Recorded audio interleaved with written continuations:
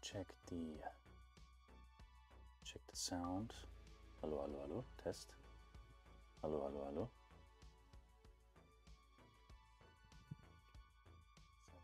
Hallo, hallo, Test. Hallo, hallo. Okay, we can do that louder. Hallo. Hallo, hallo, Test. Hallo, hallo. Okay, we can do that louder. Is this? Wait a second. Kleinen Moment, Leute. Hello. Okay, jetzt haben wir Ton. Jetzt haben wir Ton. Jetzt haben wir Ton. Jetzt ist es wahrscheinlich. Jetzt haben wir Ton. Jetzt haben wir Ton. Ja, jetzt ist es wahrscheinlich unnormal laut, wollte ich gerade sagen. Jetzt haben wir Ton. Jetzt ist es wahrscheinlich. Haben wir Ton. Jetzt haben wir Ton. Okay, cool. Ja, Bombe. Schön, Freunde. Haben wir das auch geschafft. Ja, ich habe leider gestern verschwitzt. Ich habe leider gestern verschwitzt, das online zu stellen. Das heißt, es sind wahrscheinlich jetzt wieder nicht so viele Leute informiert, dass ich streame. Ich habe es ein bisschen, na, was heißt verpeilt? Ich wusste nicht, ob ich online komme. Einfach weil ultra viel zu tun ist. Und deswegen habe ich es nicht online gestellt. Und jetzt kommen wahrscheinlich gar nicht so viele Leute online. Aber der Chor ist wahrscheinlich da. What's happening? Should I move? No. Should I do something? No. I'm just kidding. I knew you took a video. You want to cheers? You want to? Yes, cheers. Let's cheers. Let's cheers. Cheers. Kampi. Kampai. Kampai. Ja, so ist es. So, Freunde. Ein wunderschönes Wochenende wünsche ich euch. Genau wie der Kuchen das auch sagt. Ein wunderschönes Wochenende für euch, an euch, mit euch. Yeah, we'll just do brief introduction stuff, intro, blah, blah, blah, and then let's see where this is going. Cool. Ich werde versuchen, wie in dem anderen Stream, wo Brian dabei war, so eine gute Mischung zu finden zwischen Deutsch, Englisch, euch übersetzen, was er erzählt und so weiter und so fort. Also ja, verzeiht mir, wenn hier heute ein bisschen Englisch mit dabei ist. Brian kann nach wie vor immer noch kein Deutsch und deswegen ja, ganz chillig mit übersetzen, was er erzählt und so weiter und so fort. Es ist sehr viel wieder passiert, viele Festivals, Matsuri ohne Ende. Witzige Sachen, ja, werde ich auf jeden Fall drüber reden. Und dann werde ich auf jeden Fall Brian auch noch fragen, ob er spezielle Themen hat. Bleibt auf jeden Fall dran, fragt auf jeden Fall wie immer, wenn ihr irgendwas Spezielles wissen wollt oder irgendwas und dann gehen wir da rein, Freunde. How is the Matsuri today? Today, I think it went really well, considering that the weather was really not ideal. But yeah, apart from that, it was great. People had fun. The tourism bureau, the people working at my work, they thought it was really worthwhile. So good. You seem like you enjoyed yourself. The people that came, yeah, people looked happy today. Yeah, they did. Even in the rain. Ja, Brian hat gerade gesagt, wir waren ja heute auf dem Festival. Da musste er ja sozusagen wegen Arbeit sowieso hin. Und ich bin dazugekommen als freiwilliger Helfer, kann man sagen. Er ist komplett ins Wasser gefallen, aber er hat gesagt, es hat Spaß gemacht für ihn, von seiner Seite, auch von der Arbeitsseite her. Die Leute sind trotzdem gekommen, es war mega nice. Today's Matsuri was Fugu Matsuri. Yeah. It was dedicated to Fugu. Yeah. Kugelfisch, es war das ja, Kugelfisch-Festival, könnt ihr sagen. Also alles rund um Kugelfisch, um Fugu. Und dementsprechend alles, was dort zu essen war und so weiter und so fort, war Fugu. Also es ist ein Festival, was sehr eng mit der lokalen Fischer-Community zusammenarbeitet, wo natürlich der Fisch herkommt und so weiter und so fort. Also auch sehr, sehr nice Local Support, kann man sagen, für die lokale Community. Es sind tatsächlich, ich würde sagen, insgesamt vielleicht 200, 300 Leute gekommen, so insgesamt. als fluktuierende Kunden oder als fluktuierende Zuschauer der ganzen Sache und alle haben wirklich Vollgas gegeben. I think it was about, let's say, 200 to 300 people fluctuating during the whole event. Not too bad. Yeah, maybe about that. Not too bad. Like fluctuating, you know, coming, going, going, kind of. Yeah. Like in total. We should also mention how fugu is one of the main delicacies of this town. Oh. Did we say that? Yeah, so there's a few places in Japan where fugu is the delicacy. In Fukui, and particular Takahama, it's, well, they breed fugu for eating. So yeah, fugu is really important it's for the tourism, and also it's part of local culture. That's why we can have a fugu festival. That's kind of rare in Japan. That's cool, man. Let me translate that. Yeah. Wollte, dass ich euch noch erkläre, dass hier sozusagen in der Präfektur Fukui, aber ganz speziell in Takahama, also genau hier, wo wir sind, Fugu die Hauptdelikatesse ist. Wenn man jetzt an Japan denkt, denkt man ja auch an Fugu, an Kugelfisch, aber es ist nicht so, dass Kugelfisch überall in Japan die Delikatesse eines gesamten Ortes ist. Deswegen haben wir hier zum Beispiel dieses Fugu Matsuri. Und woanders gibt es das halt einfach nicht, weil Fukui, speziell wie gesagt Takahama in der Präfektur Fukui, für Fugu bekannt ist. Ihr habt es immer so in Japan eigentlich, dass eine Präfektur für ganz spezielle Dinge immer bekannt ist für eine ganz spezielle Delikatesse oder sonst irgendwas. Das heißt, ja, es ist schon was Besonderes, muss man wirklich sagen, dass Fugu hier in Takahama somit das bekannteste ist. It's kind of cool how in general in Japan, like each prefecture and then each ward, kind of, not the ward, but you know, like Takahama town, each town in the prefecture has their own kind of like thing going on, like special food or their mascot and whatever. Like it's kind of fucking cool. Yeah, it's really so important because it gives people a lot of pride. Yeah. And where they're from, and sometimes pride is such a powerful force for continuing culture. So from that aspect, yeah, it's great, and it's so fun for people too. So people can celebrate their own culture and have a good time about it. It's really wonderful. Yeah, proud. That's a good word. They're very proud about. That's why it will continue into the future. Yeah, probably, right? Hopefully. Ja, Brian hat gerade auch gesagt, einer der größten Aspekte oder einer der wichtigsten Aspekte dieser lokalen Spezialitäten und Besonderheiten in Japan, in den Präfekturen und in den verschiedenen Orten, ist halt der Stolz, den das ausstrahlt. Ne? Dass zum Beispiel hier die Takahama-Leute sagen, ey, bei uns ist Fugu das Allergeilste und wir haben unser Fugu Matsuri, also kommt alle her und wir präsentieren euch stolz sozusagen unseren besten Fugu. Und das, was wir damit machen, das ist schon eine sehr nice Sache, die Japaner insgesamt sehr stolz macht, im Landesinneren sozusagen die Kultur stabilisiert. Und das ist gar nicht so ein Competition-Ding, sondern das ist eigentlich ein ausschließliches Teilen.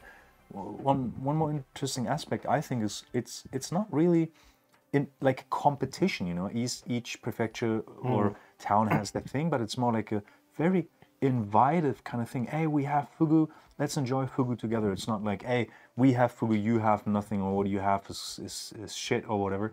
It's like really a nice community thing, and the Japanese are just happy to share their kind of local special thing they have with each other. Yeah, that's definitely true. There is no real feeling. There is a few things in Japan where there's a little bit of competition. For example, it's really funny, the ramen, what do they call it? Shiru, the soup of the ramen in Kanto and Kansai. Yeah. They can have differing opinions about that. Yeah. But in general, there is no competition. As you say, it's very invitive. Yeah. Each little town has their own delicacy, and people are so happy to even travel really far just to taste it. Yeah, you know. So there is no kind of animosity like in the West where you always want to be better than the other person. That doesn't really exist in Japan, and that's why it's even more enjoyable. It is, yeah. Very light-hearted feeling. It is. Yeah. It's also cool how you mentioned, like Japanese people would travel to certain prefectures to enjoy certain things. Yeah. They know, okay, this prefecture has that kind of scenery Yeah, or that kind of food, onsen, yeah. So they go there just to experience that prefecture's, like main spots or main thing that they have. And Japanese people in general are very knowledgeable about what is special in this prefecture, or this town. And so when Japanese people from different prefectures, different areas meet at these social gatherings, it's a great way, it's a great icebreaker. Yeah. Everyone is interested in everyone else's little town. It's really nice. I didn't really feel that so much in the UK. No. It's not that strong, let's say. Yeah, it's really special. That means that interactions are usually very positive. Yeah. And people are learning, and people are inviting, oh yeah, you should come to Takahama. Oh yeah, you should come to this little town in Hokkaido and experience this thing. It's really it's kind of a beautiful thing. It is super awesome. I love it too. Ja, es ist krass so. Ich meine, ihr habt es wahrscheinlich auch schon ein paar Mal mitbekommen, wenn ihr in Japan wart oder vielleicht mal japanisches Fernsehen geguckt habt. Einige von euch sind sogar leben in Japan oder waren mal länger hier. Dass Japaner teilweise nur irgendwo hingehen, weil es dort was Spezielles gibt. Zum Beispiel hier in der Gegend fahren die Leute gerne nach Kanazawa, weil sie einfach wissen, ja, da gibt es halt guten Fisch oder guten Diss oder guten Diss. Und auch mit Lillys Familie habe ich es echt so erlebt, dass wir teilweise, wenn irgendwelche Trips waren oder so, die Eltern das speziell geplant haben, da oder dahin zu gehen, weil es da irgendwas Spezielles gab, was die essen wollten oder sehen wollten. Also das heißt, die landesinterne Werbestruktur, why is this not goddamn charging, man? Oh shit. Die landesinterne, mein Laptop ist nicht am Okay, I'll try and fix it. It's kind of weird, man. Is my cable broken? Die interne Landes-PR, also die Werbung intern im Land für sich selber, ist halt extrem stark, ne? Und das ist halt eine geile Sache. Da können sich halt sehr viele Länder noch was von abschneiden. Ja, ich mag das unglaublich gerne und ich finde es toll, wie Japaner sozusagen intern im Land ihre Spezialitäten, was sie haben, genießen und sozusagen ihre Local Communities halt stark supporten. I just said that it's because Japanese internal country PR is so strong. Like it's they have really strong, massive advertisements, and then they have all these very strong and known actors and comedians and big TV shows that go to local places and introduce restaurants and introduce food. They have a very, very, very strong country internal media process that supports the country. Yeah. And whereas, especially in Germany, I would say, I mean, we have that too, but it's also very competitive. Whereas in Japan, it's more like, oh, don't go to that prefecture. That kind of thing doesn't exist. No, it's more like every fucking piece of Japan is awesome. Let's enjoy it, you know? That's how they advertise their own country to their own people. If you go into any bookstore in Japan, you'll find these magazines. One of the most popular ones is called Mappuru, and they do a series on almost every location in Japan, and it is full. It's so dense of information with all these pictures and places to stay, and they renew those every couple of months, and it's so amazing. I've never seen that in Japan. The domestic publications, travel publications, the industry is so strong. It's strong, yeah. And I know people still read them, even despite the fact that you can search for a lot of that stuff online. Those magazines are still really popular, and they give you everything. It's fucking cool. All of the major attractions. Yeah, and these magazines are really high quality as well. They're very good. They're amazing. I mean, you have one here from Takahama. Yeah. That thing is a bomb. Yeah, it's really good. Let's see what people say. Okay, ich gucke erstmal ein bisschen Chat kurz vorne. Kampai Moin, genau, erstmal Kampai und schön, dass ihr alle da seid, ich freue mich. Ich habe neulich einen Bericht gelesen über ein 10-jähriges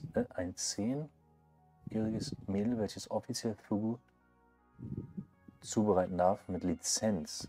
Okay, ja, what the fuck? Habe ich nichts von gehört, aber ich gucke auch keine News oder sowas. Das wäre auf jeden Fall komisch, weil die Ausbildung dazu eigentlich normalerweise viel länger dauert. Dass man regelmäßig Unterschiede und Spezialitäten hervorhebt, gerade sowas macht, ist doch richtig interessant, dass die Orte dazu besuchen wollen. Genau, in der gibt es sowas zwar, aber in deutlich kleinerem Maßstab. Ja, definitiv deutlich kleinerer Maßstab. Nee, achso, nee, keine Ahnung, das ist ein deutscher Bericht. It seems like there's a German. Sorry Leute, ich habe ein bisschen Allergie. It seems like there's a German article that just came out that describes that there's a 10-year-old girl that has a license making fugu. That sounds completely false, to be honest, because I think the license to serve fugu is like it takes like fucking 15 years or something to become fugu master or something, right? I would imagine, well, it's definitely, if it is true, then it's super rare. If it is true, let's just say it is true for now, then probably the father, Yeah, like it's a family-run business, and maybe her father has taught her how to do fugu, and you know, when she was like, from when she was 5 or 6, she started to learn how to extract the poison. I mean, theoretically it's possible, but very, very unlikely. So I don't know what to say about that. But okay, there's an article. It would be interesting to read it and find out more. If that is true, that's amazing. Maybe it's a fucking PR move. Like they want that girl to bring and attract people. But, but I think there is something interesting, even if it is false. It is true that oh, hello. What does that mean? 9 Monate. Someone is sponsor for 9 months. Oh, cool. Thank you. 9 Monate, mein Lieber. Vielen, vielen Dank. Hessen Metro, eine Mitgliedschaft verschenkt und die ist an Kuchen gegangen. Vielen, vielen Dank. Someone gave a membership to someone else. Ja, wir sind übrigens die Membership-Zahl, die ist komplett falsch. Die müsste ich mal updaten. Wir sind geschrumpft auf 31 Leute. Das ist ziemlich heftig. Aber it is what it is. Ja, vielen, vielen Dank für die Mitgliedschaft. Freue ich mich drüber. Yeah, it's like you said, maybe there's, you know, like a family business behind it. Wahrscheinlich ist da irgendwie eine Geschichte hinter, entweder ist es ein PR-Move oder wahrscheinlich ist ihr Vater irgendwie Restaurantbesitzer, weil ich kann mir jetzt nicht einfach vorstellen, dass irgendein random Mädel mit 10 Jahren in Japan halt eine Fugu-Serving-License bekommt. Das ist auch ja eigentlich alles nicht so richtig legal, in dem Alter überhaupt zu arbeiten und so. Müsste man jetzt in den Artikel mal reingehen. Also wenn es so wäre natürlich cool und so. Aber natürlich auch wieder ein bisschen schwierig zu verteidigen, weil, ja, keine Ahnung, Kinderarbeit und so, weiß ich nicht genau. Da müsste man mal reinlesen, klingt interessant. Vielleicht kannst du es reinschicken, den Link zu dem Artikel oder so. Yeah, there's another issue rate because she's 10, like, I don't know, isn't that child labor? Yeah, who knows? As I said, I'd be interested to know more of the specifics. But, you know, sometimes in the very rural places, the rules are bendable, but yeah, I don't know what else to comment on that. But it is true that a lot of younger people, especially in the countryside, can achieve great skill in a very specific thing because they've been taught by their family from a very young age, which is another interesting thing about Japan. Although it's not exclusive to Japan, that kind of thing happens in other countries too. But particularly in Japan, it's quite common, like for someone to inherit their father's sushi business. But yeah, it's interesting as well that licenses in Japan, there are so many for so many things, but particularly in the food industry. Yeah. Which is good and bad, because the more rules there are, the harder it is, but also the more rules there are, we kind of hope that it gets more sorted and not everyone can do it and it's not becoming chaos, kind of, you know. But it also guarantees a certain level of quality. That's what I meant, yeah. Yeah. So, yeah. Yeah, it can be good, but you know, yeah, if there's too many rules and too many licenses and whatever, the process can also be a little bit too complex and too stupid. And then it's just bureaucracy. Yeah. In the end. Ich weiß gar nicht, was ich, I don't know what Was habe ich denn hier in den Titel geschrieben? Lokales Japan, Liebe, Insights, Kultur auf dem Land. Genau. Was ist passiert seit dem letzten Livestream? Also mindestens 3 Festivals. 2 kann ich gerade mich dran erinnern. Das ist das, wo wir heute waren. What was the festival called? I went for Omori-san to shoot. The Fune no Yatsu. Oh, that was, there's 2 names for that shrine. It's, I know the shrine's name. But yeah, it's the, Oumi Jinja that's one of the names, that's the traditional name, yeah. Or Umi Jinja Matsuri. Aki Matsuri. Oh, Aki Matsuri, okay. Yeah. Oumi Jinja Aki Matsuri. Also das Oumi Schrein Festival. Oumi Schrein Festival. Oumi Jinja Matsuri. Aki Matsuri. Also das Oumi Schrein Herbstfestival. Jetzt habe ich es. Herbstfestival. Das ist passiert. Und dazu folgende Geschichte. I'm gonna go on a little story. How I ended up in Oumi Okay, cool. Jinja Yeah. Aki Matsuri. I will just, Pee? yeah, Okay. for a second. Okay. Is that okay? I take your mic.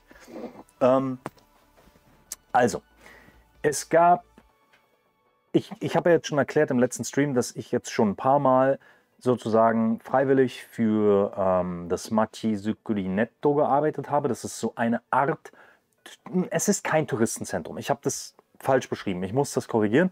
Das ist kein Touristenzentrum. Es ist ein lokales Community Center. Brian arbeitet fürs Kanko Kyokai, also das Touristenzentrum.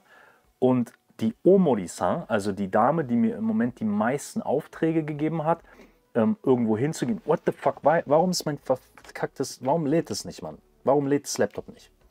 Das ist nicht gut. Was ist hier wieder mit dem Kabel? Was ist hier wieder mit dem ganzen Stuff? Warum lädt es nicht? Das ist ein Problem, weil wir haben bald keine Batterie mehr. Wie dem auch sei, das Machi... Okay, warte kurz, ich muss das fixen, weil es lädt einfach nicht. Kleinen Moment, Freunde. Wir müssen dann gucken, ob das andere Kabel lädt. Wenn nicht, haben wir ein Problem. Weil bei dem ganzen Saft, der hier angeschlossen ist... okay, what the fuck is going on, Alter? So, lädst du jetzt oder lädst du jetzt nicht? Also ich erkläre nochmal in Ruhe. Es gibt das Kanko Kyokai, da arbeitet Brian, das ist das Touristenzentrum. Und dann gibt es das Machi-Zukuri Netto, das ist das lokale Community Center. Und die Dame, die im lokalen Community Center der Shacho ist, also der Boss, ist Omori-san. Und Omori-san hat mich jetzt auf mehrere Events eingeladen, habe ich letztens im Stream drüber geredet, also dass ich da freiwillig so ein bisschen so Fotos schießen sollte und so weiter und so fort. Habe ich alles gemacht, super Zusammenarbeit, alle sind zufrieden. Und dementsprechend hat sie mir mitgeteilt, dass es in kurzer Folge hintereinander mehrere Festivals hier gibt. Unter anderem heute das Fugumatsuri und, wann war das? Gestern? War doch erst gestern. Nee, vorgestern. Vorgestern gab es also dieses Oumi Jinja Aki Matsuri. Das Oumi Schrein Herbstfestival. Und da war ich eingeladen. Aber ich habe zu ihr gesagt, ey, pass auf, ich weiß nicht, ob ich so viel Zeit habe, da hinzugehen. Das kommt jetzt alles hier ganz schön hintereinander. Und ich mache das ja auf freiwilliger Basis. Und wenn ich jetzt dahin gehe und ich schieße jedes Mal 500, 600 Fotos für dich und ich muss die alle durcheditieren und runterradieren auf 70 beste Bilder, dann ist das für mich ein unglaublicher Zeitaufwand. Das sind jedes Mal 5, 6, 7 Stunden auf dem Festival plus 3, 4, 5, 6 Stunden Bilder aussortieren und editieren. Und habe zu ihr also gesagt, ja, ich weiß noch nicht, ob ich hingehe. Jetzt kam das war am Freitag, jetzt kam der Freitag, Blödsinn, es war ein Donnerstag, sorry, weil wir haben heute Samstag. Jetzt kam der Donnerstag und dieses Festival kam. Ich habe aber ja im letzten Stream auch schon angedeutet, dass es im Moment privat ein paar Situationen gibt, die ein bisschen nicht so einfach sind. Und ich bin morgens aufgewacht und fühlte mich eigentlich nach überhaupt gar nichts. Einfach nur irgendwie erstmal im Bett liegen und mit dem Leben klarkommen. Und bin aber relativ früh wach gewesen, um 7 oder so. Und dachte mir, ey, weißt du was, Mann? Scheiß drauf. Ich nehme jetzt alles mit. Ich habe eigentlich den Arsch voll Arbeit, aber ich gehe jetzt erstmal zu diesem Festival. Bin also losgestiefelt. I think I will take another 5 minutes to explain that, okay? Ich bin also losgestiefelt, bin dahin gefahren, 20 Minuten mit dem Fahrrad. Habe einen Vlog für euch gestartet. ja, mit Kamera und allem. So, bin also da los hin, bin da angekommen, also take some time, okay? Okay, bin da angekommen, 9 Uhr, keiner da. Erstmal alle noch am Aufbauen. So, ich war also viel zu früh. Jetzt habe ich irgendwie, keine Ahnung, keinen Bock gehabt, da nach einer Toilette zu fragen und gegen 9:30 Uhr musste ich aber richtig aufs Klo. Ja? Bin also 10 Minuten mit dem Fahrrad zurückgefahren zum Kombini und im Kombini auf Toilette gegangen und dachte mir dann, ey, irgendwie, ich habe überhaupt gar keinen Bock heute. Überhaupt gar nicht, ist alles Kacke. Ich will eigentlich nur zurückgehen und gar nichts machen. Und stand auf dem Parkplatz vom Kombini mit meinem Fahrrad und bin im Kreis gefahren. 2, 3 Mal. Einfach im Kreis gefahren und bog dann links ab nach Hause, hab dann eine scharfe Rechtskurve gemacht und bin zurück zum Schrein gefahren. War gegen 9:45 Uhr wieder bei dem Schrein, hab die Kamera wieder angemacht, bin reingelaufen und wen sehe ich da? Omori-san, also den Chacho, den Boss vom Machi-zukuri Netto, vom Local Community Center. So, jetzt sehe ich die und die sieht mich und die winkt und sagt, komm mal her, komm mal her. Und ich denke mir so, ach du Scheiße, jetzt geht's los. Bin hingegangen und da war der, what do you call the chief priest in a temple? I don't know. Oh, fuck, what was that term? Shinin-sama? No. Nantoka sama. Yeah, I don't know. Shintoke-sama? No. I'll have to look it up. You know what I mean, right? Yeah. Also sagen wir einfach der Oberpriester. Ja? Da war also der Oberpriester und sie wollte mich dem vorstellen. Stellt mich dem vor und redet einfach.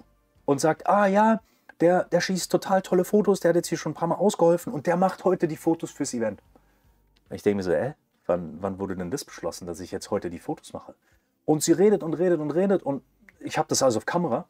Ich weiß nicht, wie viel davon in den Vlog kommt, aber es ging eine halbe Stunde. Und der Typ erklärte ihr den ganzen Tagesablauf. Und ich höre nur so, ja, also es geht um 11 Uhr los und dann 12:30 Uhr und es wird wahrscheinlich so um 3 Uhr kommen dann die Taiko-Trommler. Und ich denke mir so, Digga, wir haben jetzt 9:45 Uhr, wie lange soll ich denn hier bleiben? Ich habe nicht richtig gefrühstückt. Ich habe kein Mittagessen bei, nichts, gar nichts. Was ist, wenn ich mal kacken muss? Hier gibt es keine Toilette. Chillt mal jetzt euer Leben, was ist los mit euch? Aber auf der anderen Seite hatte ich natürlich auch übertriebenst Bock, an diesem Event teilzunehmen. Irgendwie, jetzt war ich ja eh schon dabei, für euch einen Vlog zu machen und hatte die Kamera ja auch bei. So. Und jetzt habe ich da auch mitbekommen durch das Gespräch, was alles kommt und dachte mir, es klingt eigentlich alles übelst geil, aber es macht schon wieder gar keinen Sinn, wenn ich jetzt nur die Hälfte vom Festival aufnehme und die andere Hälfte nicht. Aber jetzt hier noch 5, 6, 7 Stunden zu bleiben, Digga, I don't know. So, ich habe mich echt nicht gefühlt, ne? Auf jeden Fall. War alles geklärt und sie meinte, ja, ich bin dir mega dankbar, dass du die ganzen Fotos heute machst und ich muss mich auf dich verlassen, denn ich hatte ja im letzten Stream erklärt, dass die Dame, die dort im Machi-zukuri Netto die gleiche Arbeitsposition wie Brian im Kanko Kyokai hat, also dieses Programm, auf dem Brian ist, hat in diesem Machi-zukuri Netto eine Frau. Und diese Frau macht gar nichts. Nichts. Sie macht nicht nur nichts, sie kommt zu spät zur Arbeit. Also sie ist einfach, wenn man im Englischen sagen würde, ein richtiger Fuck-up. Sie kann nichts, sie macht nichts, sie richtet nur Schaden an und sie wird nicht gefeuert, weil Leute in Japan nicht gefeuert werden. Es ist geisteskrank, wenn man darüber nachdenkt, dass ich eigentlich diesen Job machen müsste und diese Frau diesen Job belegt und keiner sie feuert. Es ist die Hölle für mich, das mit anzusehen. Sage ich euch, wie es ist. Aber das ist ein anderes Thema. Rede ich vielleicht irgendwann mal noch ein bisschen ausführlicher drüber. Auf jeden Fall war diese Dame da. You okay? Yeah. You can smoke a cigarette. I have to explain. No, that's fine. I'm cool. Auf jeden Fall war diese Dame da und sie hat eigentlich den Auftrag, in ihrer bezahlten Arbeitszeit die Bilder zu machen, die ich in meiner Privatzeit mache. Und sie macht nichts. Erstmal kam sie, wie gesagt, zu spät. Sie hat nur rumgesessen, sie hat nichts gemacht. Und ich war dann tatsächlich 3 Stunden auf dem Festival und es war richtig, richtig, richtig geil. Und dann dachte ich mir, ey, jetzt bin ich so weit gekommen, jetzt mache ich weiter. Und ich bin wirklich als letzter von diesem Festival abgehauen. Es gibt davon einen Vlog, ich weiß gerade gar nicht, was ich alles aufgenommen habe, aber es gibt davon einen Vlog, es gibt geisteskranke Fotos, 75 Stück an der Zahl habe ich runter reduziert und editiert. Ich habe 800 Fotos an dem Tag geschossen. Die liegen alle schon beim Machi-zukuri Netto sind alle schon abgegeben worden und Brian hat ganz viel auf dem Takahama Facebook und Takahama Instagram Profil hochgeladen. Also vieles von dem, was Brian hochlädt, müsst ihr mal gucken. Wenn Brian was hochlädt beim Takahama Instagram, die meisten Bilder im Moment oder viele Bilder im Moment sind meine Bilder, die ihr bei mir noch nicht mal gesehen habt. Da steht dann aber in der Beschreibung immer, ob ich die gemacht habe. Könnt ihr gerne mal gucken. Einige von euch folgen dem Profil, habe ich gesehen. Ja, auf jeden Fall geisteskrank schon wieder, dass ich da irgendwie am Start war, da in die liebe Oma reinlaufe, die Omori-san, und dann auf einmal da wieder der Oberboss bin. Das hat auch schon wieder zu einer anderen coolen Situation geführt. Und zwar habe ich später am Ende des Festivals einen von den Leuten, die da irgendwie in Charge waren, angesprochen, dem sein Line-Kontakt genommen, und der hat mich eigentlich morgen eingeladen, den Chief Priest nochmal zu treffen und einfach mit dem zu quatschen. Ich musste leider ablehnen, weil ich morgen woanders bin, aber wahrscheinlich gehe ich übernächstes Wochenende Sonntag da einmal hin, um den Oberpriester von dem Ginger da zu treffen. Und der Typ, der mich da eingeladen hat, Kono-san heißt der, ziemlich cooler Typ, schon ein bisschen älter auch, so ich schätze mal Mitte 70, aber mega offen vom Kopf her. Und ja, mega geil. Also die feiern meine Bilder. Ich habe denen allen meine Bilder geschickt. Und mal gucken, ob da irgendwie auch ein Interesse besteht in der Zukunft oder so. Muss man mal sehen, ja, keine Ahnung. Ich mache im Moment einfach alles mit und gebe Vollgas und habe einfach Spaß bei der Sache und rutsche da ziemlich verrückt rein. Auch heute war die Dame wieder da bei dem Fugu-Festival. Sie kam unnormalst zu spät, ungefähr 3 Stunden. Hat dann was gegessen und ist dann wieder nach Hause gegangen. Und ihr müsst euch wirklich überlegen, diese Frau macht den Job, den eigentlich ich machen möchte. Und chillt einfach ihren Arsch da in diesem Programm und macht einfach gar nichts. I was just ranting a little bit about Umeboshi-san. Yeah, I could tell. And that I'm a little bit annoyed that basically I fucking sweat my balls off at these events and I do all this beautiful work and I really have a deep interest, a personal interest in Japanese culture and to preserve it and fucking protect it, and that there's just people taking someone's person's place without any value. This person has no value. I don't say no value as a human being, but no value in that particular position. And it's pretty annoying, but as we talked about it, it's fine. I can't change it, I won't change it. I would just show up, I will do my work, and people recognize it, people like it, so I'm more than happy that people are happy with it. And also I was just telling the story how I ended up taking the pictures for Omori-san at the Ginger, because that was really a weird situation. That I came back and she ran into me and she was like, come here, and then she just randomly decided in 5 minutes that I'm gonna do this stuff. Yeah, that was funky. Yeah, that's that. So what happened on the toilet? Nothing happened on the toilet. Okay. Yeah, I don't have anything really interesting to say about my 5-minute trip to the toilet. Why did you pick that book? I think you wanted to talk about it. Yeah, it's called the Tao of Poo, and it's a Taoist analysis of. Well, it's an exploration of, or an introduction to Taoism through Winnie the Pooh, which makes it accessible to a lot of people, and it uses the characters to illustrate certain principles of Taoism. My friend bought it for me, and yeah, it's a really interesting book. But you went? Yeah, I do. Oh, it's also okay. It's some big font, so it's not like. Yeah. Oh, okay. This almost looks like a kid's book. That's funny. Exactly. Okay, Brian hat gerade erklärt, das ist The Tao of Pooh. Das ist ein Buch, was Taoismus vorstellt und dabei zurückgreift auf Winnie Pooh und alle Charaktere in Winnie Pooh. Ja, das klingt mega interessant. It sounds pretty tempting. I think what it illustrates overall is that you can find deep philosophical ideas in almost anything, in any kind of media. But it's quite interesting that they chose Winnie the Pooh as the kind of vessel to teach Taoist philosophy. Yeah, it's great. I mean, Ja, cool. Yeah, that's all I have to say about that right now. Ja, also Brian meinte, das Interessante ist, dass dieses Buch versucht zu erklären, dass man in allem eine tiefere Bedeutung finden kann und dass es sich sozusagen Winnie Pooh als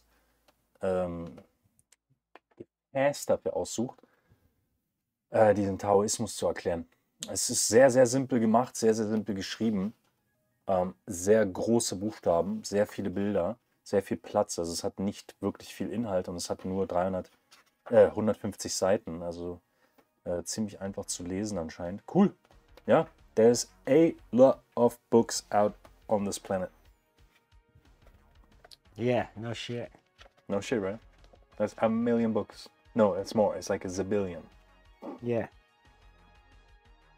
Yeah, there is. Why you changed your attitude? Man? Is it because of your stomach? No. Oh, Kataina. Okay, what's next? What is next? You tell me. You tell me. I gotta read chat. Ich muss Chat lesen. Nimmt alles damit. Ich würde auch die restlichen 775 Fotos nehmen. Ich nehme alles. Immer her damit. Ja, Caro, du hast ja noch eine Liste, hast du gesagt, ne? Die gibt es ja jetzt schon seit 3 Jahren, die Liste. Ich habe den Artikel in die Gruppe gestellt. Oh, okay. One guy posted the article in a group we have. Oh, cool. So let's check it out check later. It out. Eine schlechte Arbeitsmoral. Ja, sie hat überhaupt keine Arbeitsmoral. Verstehe ich auch nicht. Ja, das Problem ist halt, es ist ja okay, wenn man auf Arbeit keinen Bock hat. Ja, ich habe auch keinen Bock auf Arbeit. Also früher. Inzwischen schon mehr, weil ich mehr von dem mache, was ich mag. Das Problem ist, du solltest dann nicht in einem Feld arbeiten, wo du wirklich gebraucht wirst. Also man wird ja prinzipiell eigentlich überall gebraucht, aber guck mal, wenn du jetzt in ein Programm eintrittst, wo du 3 Jahre eine Position besetzt, die wirklich wichtig ist, um diese lokale Gegend am Leben zu halten, dann, ja, du hast halt einen sehr wichtigen Job, ne? Also das ist schon wichtig so. Du bist schon an der Position halt wichtig. Ja, von daher ist es halt nicht so geil, ne? Halt nicht so geil. Ist halt nicht so gut. Do you have a topic you wanna bring in here, or?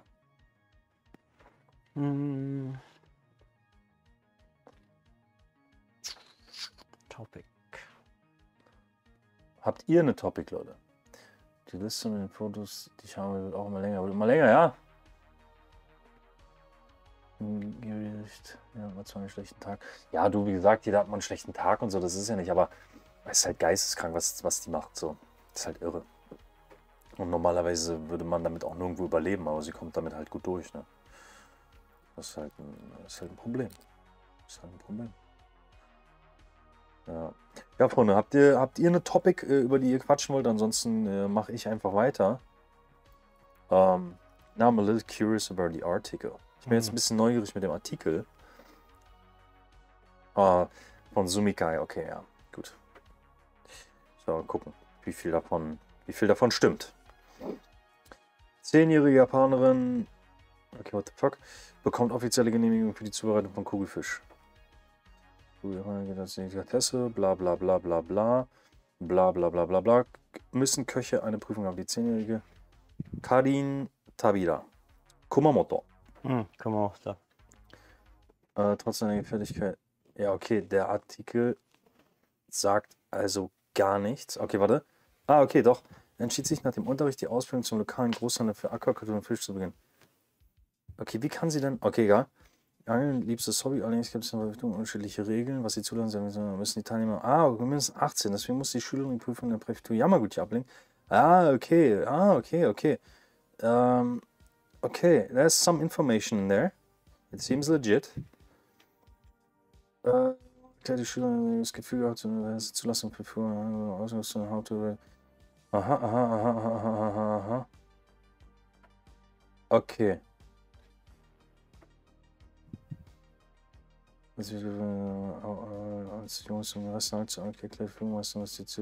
Okay, so it seems like there is rules. For example, in Kumamoto you need to be 18 years old, but it seems like in Yamaguchi you don't. There's no age limit for that license. So she went to Yamaguchi, made the license there, and she began the training for it after school. Cool. There you go.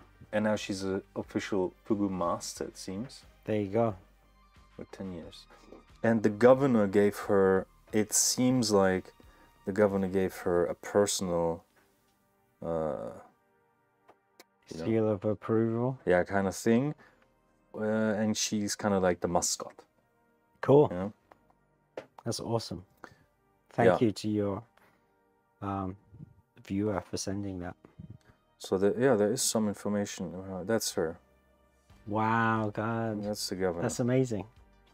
And that's fugu sashimi right there. To me, if I see that picture and I see that article, I kind of sense that is a little move also, you know, like a little move from Kumamoto prefecture. It can't harm having a 10-year-old little mascot girl that has a fugu license, and you know what I mean. It's probably also a little strategical there. I don't know. Perhaps, but we don't know. We don't know. What's going on? Nothing. Okay. I think it's great. I don't know. I'm always a little bit. I don't think she's a random girl in a random situation doing that random course and randomly achieving that and randomly getting all this licenses stuff done. And I don't know. It's rare. If it would just be all random, I just say it's a little rare. Rare things happen. Okay. I see. You want to say something else or? About what? I don't know. About anything? You can have any topic if you want. Cool. It's not related to Japan though. Mm-hmm. I read this little quote that this woman wrote on a piece of card, and then showed it on her Instagram. It was, let me see if I can remember. If you don't take the time to invest in your well-being, mm-hmm. you will have to take that time to invest in curing your illnesses in the future, something like that. And well, it makes complete sense, but I really like to be reminded of these things sometimes, because sometimes we forget when we're so busy doing all of these things in life to take care of yourself. And that can mean a lot of different things for different people. But it's so true. If you don't invest in yourself, take care of your well-being, that could be your mental health, your physical health, yeah, you're going to have to pay that back in the future. Isn't that a Chinese saying even? I heard it before. It's probably a saying in many cultures. But I just liked that. It's true. It's true, I'd say. It's true, I'd say, but that's unfortunately not how humans usually operate. We kind of regret when we get sick, and then we cure, and then we do the same stuff again. Why is that, you think? I would say it is because we almost trained to do that. I don't think that is the normal condition of a healthy human being. I think it's an influential thing. It's because we live in big groups and big communities we are very influenced by media and advertisement and products and consumption. And I don't think that was always the case. I think back in very old times when we lived in smaller communities, there was a sense for health and a certain knowledge how to gain and preserve health, personal health. And that was given to the next generation and the next generation, and people just realized, yeah, okay, that's a pretty okay way to live. And that was long before then stronger forces introduced way of livings. Nowadays, everything, everywhere, at any time at the day tells you what to do and how to do it the best. Oh, it's IKEA or it's Amazon saying that, you know what I mean? Distractions. There's a lot of goddamn distractions, and since 99.9% of people are involved in the process, it seems so wrong if you do something different. It seems like you, the person, doing it wrong, because the influence on the other people is so strong. So I think we are group kind of animals, I'd say, almost like group kind of based people. It just doesn't feel good being the outsider. So we probably, if we choose a way of living and we are surrounded by people that do everything opposite to us, we probably go back to bad habits just to fit in. Yeah. So nice.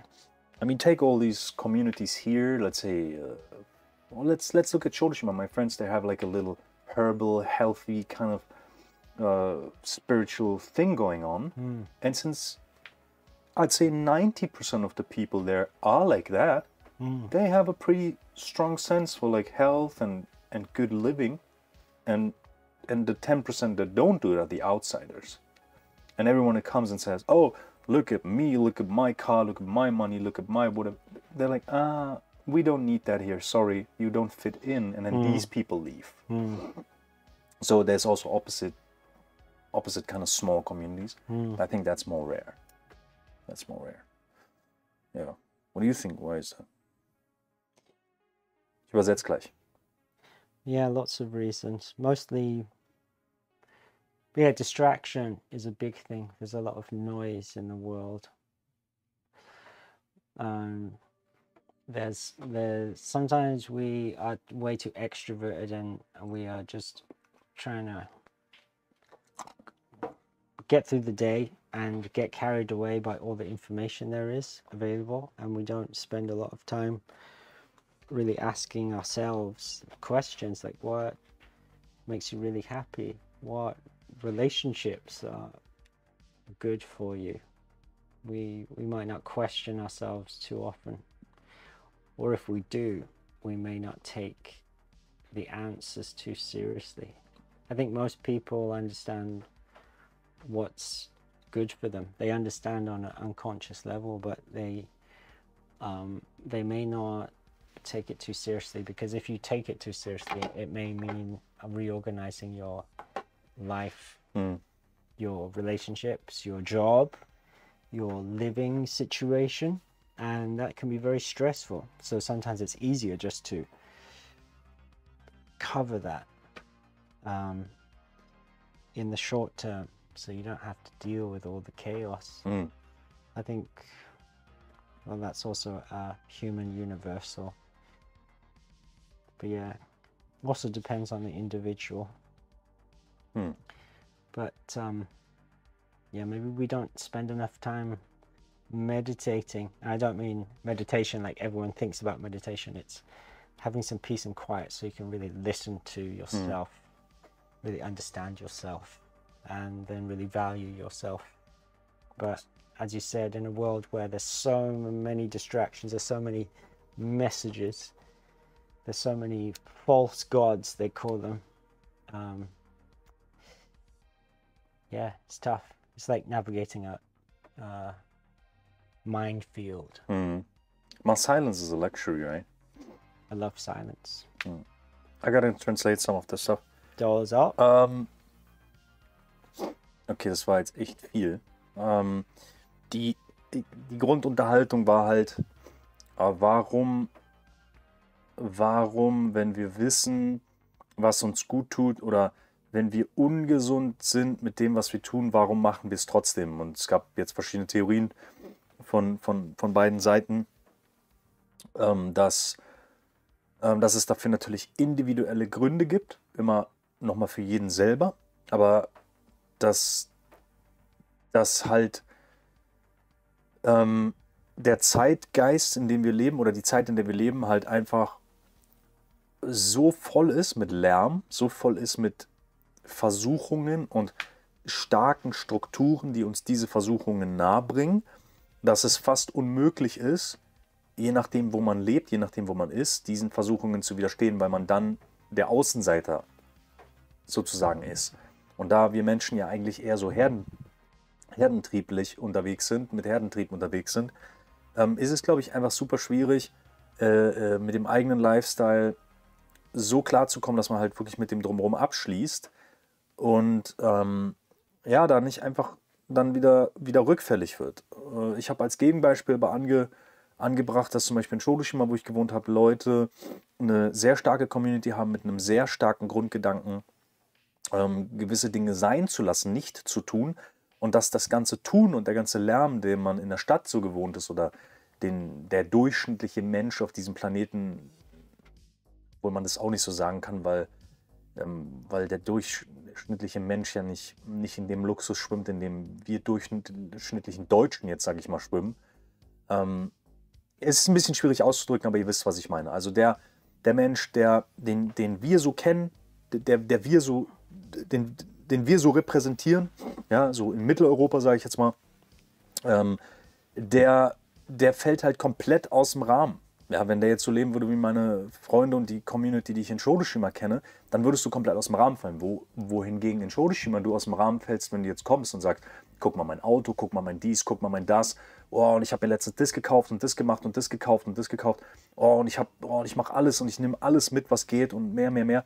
Die Leute sind da ganz anders. Da würdest du dann aus dem Rahmen fallen, weil da 90 oder 80% der Leute halt ja eher so einen gesunden Lebensraum versuchen wieder zu erzeugen, wie er halt vor 200, 300, 400 Jahren mal vielleicht war.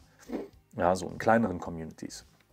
Und ja, deswegen, die Gründe sind komplex, aber ich glaube, dass halt einfach ziemlich krasse Kräfte am Werk sind, so mediale Kräfte, die halt da ziemlich wirken. Ne? Und wenn man dann irgendwie im Gespräch mit der Familie oder den Freunden sitzt und man sagt, ja, ich habe jetzt in meinem Leben ein paar Sachen umgestellt und kommt immer nur in Diskussion, ja, da geben die meisten Leute halt auf. Ne? It's a very common thing in Germany recently. You know, we have big movements, like in any kind of direction, same as in the UK. I think both countries have the same political movements, the same things in society going on. Is it vegan? Is it LGBTQ? Is it whatever it is? You name it, we have it. So, you know, it starts even in your family. Like if you sit on a table with 10 people and you say, I'm sorry, I'm not eating that anymore, or I try to make changes for my life, there will be questions, discussions, and then you tell it your friends. There's a next circle of people you will have discussions with, and then you tell it strangers, and that will even be worse. So I think it can be just so hard to make changes to your own life without resistance, you know, and backlash from other people. That I think mostly people that start something will give up within the first year just because of all the resistance. They're like, okay, you know what? Fuck it. It's Thai-hand. It's fucking annoying. I'm whatever, man.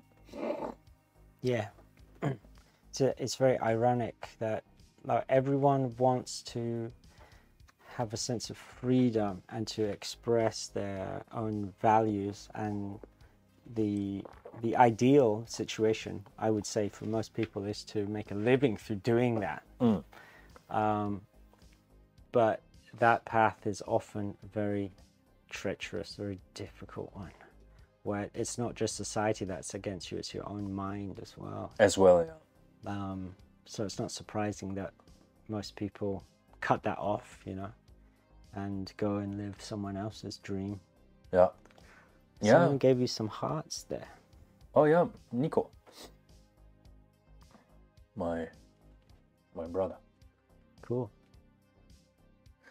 Someone also said, you know, also the unconscious standard human mind, fortunately, when you're Genki, you don't think about not being Genki. But when you're not Genki, you think about how to be Genki again. Yeah. You know, it's like when everything's cool, days just pass by and you're like, oh, your stomach doesn't hurt, let's say. In my case, I have stomach pain lots. So the days where it doesn't hurt, they fly by. But the days when it hurts, they're fucking slow. Yeah. So every time my stomach doesn't hurt, I just feel like, oh, oh, this is also nice, and I do this and that, and a week, two go by, and I don't even realize I was not in pain. Yeah, I was not in suffering. Yeah, yeah. But when I suffer, that time is so long. Yeah. But still, still, it's so hard to make these changes. It's the human mind is just freaking complex and tricky there. Yeah.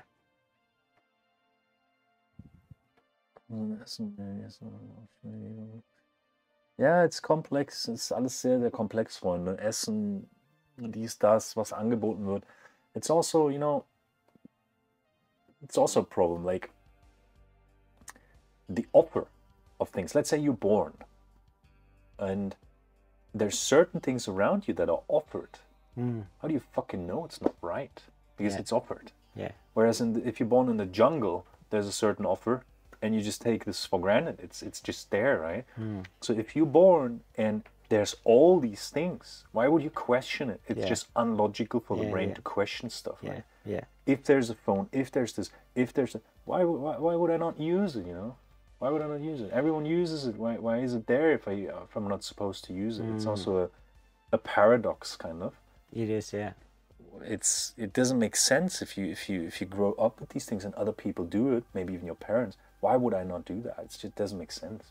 Everyone that's born is brainwashed, and it is a paradox, because you're brainwashed, but at the same time you're given some foundations for a belief system. And everybody needs to have a foundation of a belief system, otherwise the world doesn't make any sense. Yeah. So you're both trapped and you're also blessed by your upbringing, your parents, the environment that you grow up in. And no one really talks about that. No one explains that. You don't learn about that in school. No. Why? So you have to learn about these things by smashing against the walls of life. And that's why, from a spiritual perspective, being born as a human in society is kind of insane. It's a crazy mission. It's a crazy mission. It's a journey. It's insane, and that's why it's when crazy things happen, we're always very shocked and surprised. But no, the standard is chaos, confusion, and things not making sense. That's the standard. And if you can make a little bit of order in your life by listening to yourself, adhering to some values that you see are important, then that's great. But yeah, we shouldn't trick ourselves in thinking that life is going to be easy. Life is going to, the default mode of life is chaos. And it's better for people to learn that the sooner the better, I think. So they know, okay, it's chaos, but if I try hard, I can lay some foundations. I can navigate through this. But we're never taught these things. Yeah. Unfortunately. Unfortunately, but for a reason. But that's another topic. And someone, I don't know who said it. I think many people said it, but it was a philosopher, I think, that said, life. What do you fucking say? Something like, life is not a game to win. Yeah, you're gonna die. It's not a game to win. And once you realize that, okay, there's nothing to win, then you can let go of some of the stuff and accept that chaos. I think that's within that saying integrated. Okay, if there's nothing to win, then I don't need to control it. And when I don't need to control it, then chaos can remain. It's fine. I like that. You're not gonna survive this game. You don't survive this game. No, you don't survive it, dude. So in that sense, yeah, you don't win. But that's the same for everyone. Everyone is gonna fucking die. Yeah. So everyone is going to lose to a certain extent. But then that gives you freedom, as you say, that gives you freedom. You're like, okay, this is my destiny. Our destiny is we're going to die. Yeah, I just need to kind of wait until then. Yeah. How can I navigate this life so that I'm not causing more pain and suffering for more people, and I can kind of have some moments of enjoyment? Yeah. That's, that should be in your mind when you wake up in the day, and then you're ready to face the day and all the chaos it brings. Let me translate that as the final words. Cool. Also, Die finalen Worte, Freunde. Man sollte das Leben so nehmen, wie es ist, mehr oder weniger. Das Chaos akzeptieren als Teil des Lebens, versuchen das Chaos nicht zu kontrollieren. Klingt alles natürlich einfacher, als es ist, aber ich denke, jeder von uns trägt seinen Rucksack, trägt sein Kreuz. Und wenn man sozusagen versucht, füreinander da zu sein, von Mensch zu Mensch, Menschlichkeit sozusagen zu beweisen und zu trainieren und zu üben, dann ist es eigentlich, ja, es ist eigentlich ein ganz erträgliches Vorhaben, das gute alte Leben. Ich danke euch, dass ihr dabei wart, Leute. Es ist immer ein bisschen schwierig mit dem ganzen Translation und Deutsch und Englisch und so. Ist ein bisschen schwierig, klar, aber ich versuche immer mein Bestes zu geben. Wir sehen uns im nächsten Stream. Ich weiß nicht, wann der ist. Es kann sogar sein, dass das der letzte Stream war, bevor ich nach Deutschland gehe. Ich weiß es aber nicht. Genau, fleißig Daumen. Und ja, wir sehen uns im nächsten Stream. Passt auf euch auf, Freunde, in diesem Sinne. Ich würde ausmachen. Und genau, ich lese nochmal hier kurz den Chat quer. Ja, ich wollte heute nicht zu tief gehen, hier auch philosophisch. Wir könnten natürlich 300 Stunden reden, aber es ist immer ein bisschen schwierig, weil ich dann ja auch immer noch übersetzen muss und so und mit dem Kopf immer bei vielen verschiedenen Sachen hier bin, auch auf dem Rechner und dies, das und bla. Also ist auch immer nicht ganz so, von meiner Seite nicht immer ganz so frei, mich da so komplett tief in irgendwelche Themen reinzuwerfen, weil ich doch immer ein bisschen Überblick behalten muss über alles. Aber ja, ich denke, wir haben unser Bestes gegeben und Freunde, wir sehen uns im nächsten Stream. Macht's gut. Passt auf euch auf. Ich habe 2 Videos für euch hochgeladen. Genau, die kommen dann, glaube ich, 1 in 2 Wochen und 1 in 4 Wochen. Nur, dass ihr es wisst, kommen jetzt so in 2 Wochen Abständen ungefähr. 2 Videos. Wir sehen uns, Freunde. Macht's gut. Bye, bye. Bye bye. Thank you. Bis Danny. Bis Danny, ihr Lieben. Okay. Hier.